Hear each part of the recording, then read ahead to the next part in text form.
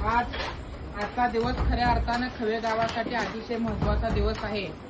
खवे गावचे धडाडीचे नेतृत्व ज्यांनी आपल्या बुद्धीच्या जोरावरती या खवे गावाला विकासाकडे घेऊन जाण्याचं काम केलं ते म्हणजे माननीय श्री शिवाजी शिंदे साहेब।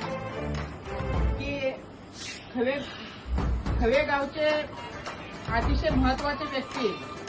खवे गावाला एक काळ होता की खवे गावाला ओळखलं जात नव्हतं, परंतु खवे गावामध्ये विकास करून खवे गावाचे वेगळ्या प्रकारचे तालुक्यामध्ये इमेज निर्माण करण्याचं काम यांनी केलं। हे नेहमी सुद्धा होते। देशाची सेवा करणं हे अतिशय महत्वाचं काम आहे।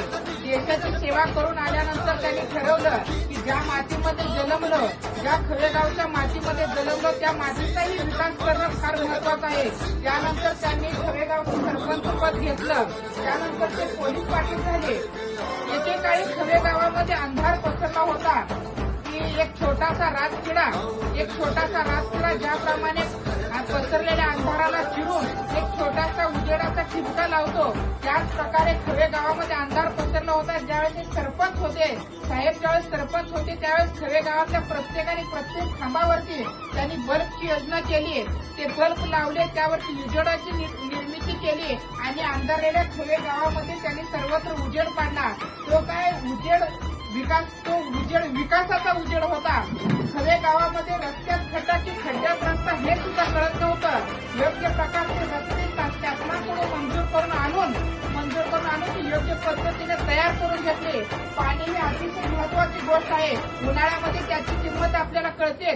शासनाकडून मोठी टाकी मंजूर करून आणून ते आपण समोर बघताय की ती बांधून इंजिनियर करून योग्य पद्धतीने बांधून घेऊन खवे गावाला पाणी सर्वत्र पाणी करून देण्याचं काम सुद्धा शिंदे मेजर यांनी केलं आहे। जिथपर्यंत आपली दूरदृष्टी जाते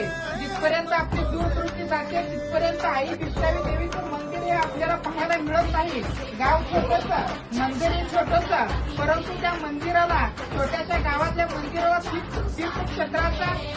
तीर्थक्षेत्राचा आधार मिळवून देण्याचं काम सुद्धा मेजर साहेबांनी केलं आहे।